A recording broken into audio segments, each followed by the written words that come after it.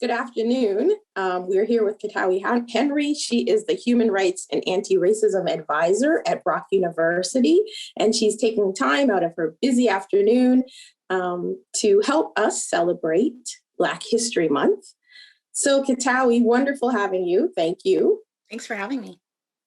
Wondering if you could elaborate a little bit on what your role is at Brock and how it impacts the community. Totally. So my scope is quite broad in terms of what I do. I sit on various committees, including the President's Advisory Committee on Human Rights, Equity, and Decolonization. Very long name, but short form is PACRID. And with that, I sit on a couple subcommittees. So I sit on our 2S LGBTQ committee, our Anti-Racism Committee, and our Sexual Violence Prevention Committee. I also do case management. So any times that folks have concerns around discrimination or harassment on campus, I'm one of the folks that you could talk to about that and, see where things lead under our policy. I also do community connections, so connecting with and working with folks in the community, sharing resources to staff and students and faculty if they're interested in various community partners. I also work with students and student clubs, workshop development, event development for student clubs, and then also doing events for our equity-seeking groups. So for example, Black History Month, I'm one of the folks that are responsibilized for addressing Black History Month programming at Brock. I also do to the Pride Week. I also do supporting for various events for student workshops and things like that, anywhere folks kind of really need me in that regard. And then I also do resource allocation to providing folks with community connections, providing folks with, the right people to talk to on campus, or potentially just supporting students who are looking to develop events or programs or what have you. And I'm sure that there are a lot of other things that I've not covered, but I feel like that's the gist of it. I feel like that's a very large portfolio and impacts not just the students at Brock, but the community at large, which is wonderful. What are some of the activities that you had a hand in organizing at Brock University for Black History Month? So our Black History Month programming this year, being in COVID, is just various ways of doing a video call. So it's just a bunch of different video calls this year, but we're doing a Black talent contest. So students can submit, their art, their music, whatever it is that, screams to them talent. And then there's opportunities for them to win prizes. We also had the Black Town Hall, which was a opportunity for Black students to gather together and, kind of explain and discuss their experiences of being Black on Brock's campus and what that's been like for them. And also it was a really great opportunity for them to be able to put names to some of the things that they were experiencing and get a better understanding of what racism looks like and some of the terminologies around it.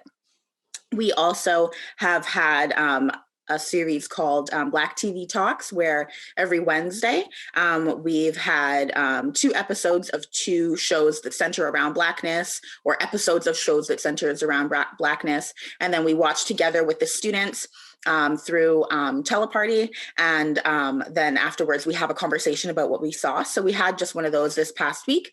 And it was a really great opportunity for students to kind of think about the themes that they're seeing in media and the relationship with Blackness and media. We've also had opportunities for students to just win some fun prizes through our Instagram lives with knowing various Black musicians and, fun things like that. We've also done different programming like the games night. So we're having a Black social, usually it's a Black social dinner when it's in person. But this year we're going to do a games night where students have opportunities to win different prizes and play different games and meet new students and, just kind of have fun. That is fantastic. Some really creative ideas. As you know, as we've discussed previously, Niagara Health, we've just started our diversity, equity, and inclusion journey. So we were fortunate and excited to have some Black History Month events in February this year, and you were part of these events, which was great. Can you give the people listening an idea about the rich culture Black culture that exists here in Niagara, because I don't know that everybody is aware. of the rich Black history. Absolutely. So there's a long history in Niagara with Blackness, in specific relation to settlement for folks that were enslaved.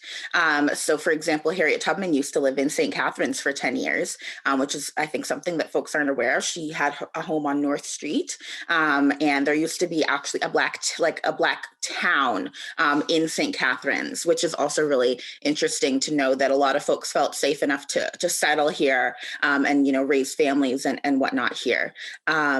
Niagara as a collective was one of the last stops of the Underground Railroad.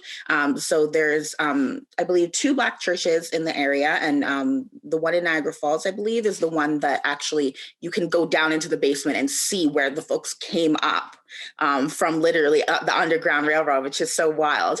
And so there's a lot of history in those pieces. The fact that, I believe it was the Fugitive Society of St. Catharines was actually started by Harriet Tubman. So she started that, I believe, in the 1860s. And that was an opportunity that was, made available, and she worked with various folks in the community, and they were really thriving community here. Emancipation Day in August 1st, is also something that was historically really big in St. Catharines. Folks would come over from Toronto to come here and would, want to come and party here and, celebrate here versus the other way around, which I think, folks are kind of under the understanding would be the case always. And yeah, just the fact that so many places in St. Catharines have historical sensibility, I guess. The Harriet Tubman Public School in St. Catharines is on Henry Street, which is where I believe the Black town had some very prominent folks living. So that's really interesting as well. And Harriet Tubman had connection with Henry Street as well. So I think that, the fact that folks aren't aware of the history in Niagara is such a disservice to the amazing, folks that lived here and fought here and settled here, and thinking about how that relates to just like ideas in general of racism. Folks in Niagara think that, oh, we don't have racism here. There's been no history of that here. On the contrary, that's not even close to being the case. So I think that those two things kind of go hand in hand, just in the sense that folks forget that there's a lot of history around Blackness, but then at the same time, ignore the fact that there's racism. So, right. They kind of get together. Exactly. And how would you suggest ways to kind of raise that awareness so that people are aware of the racism that exists, number one, and number two, the rich history that the Niagara region should be proud of? So I think that firstly, self-education is always the best way for any kind of issue, in the same way that you can go on Google and realize that your headache is going to kill you in 10 days through WebMD, is the same way that you realize that you can learn about the history in your community. So, Googling Black history in Niagara, or the fact that there are plaques all around Niagara that are dedicated to Black history, stop and read them. When you're going on your trails and on your hikes, stop and read them. Some of the ones that have prominent Black members actually have, I believe, like bullet holes in some of them, because people are that, anti-Black in terms of their attitudes. Learning about the history and the experiences of people living here now, like talk to folks, and when there are events being held, go to them, sit and listen, and believe people when they say that this has been their experience.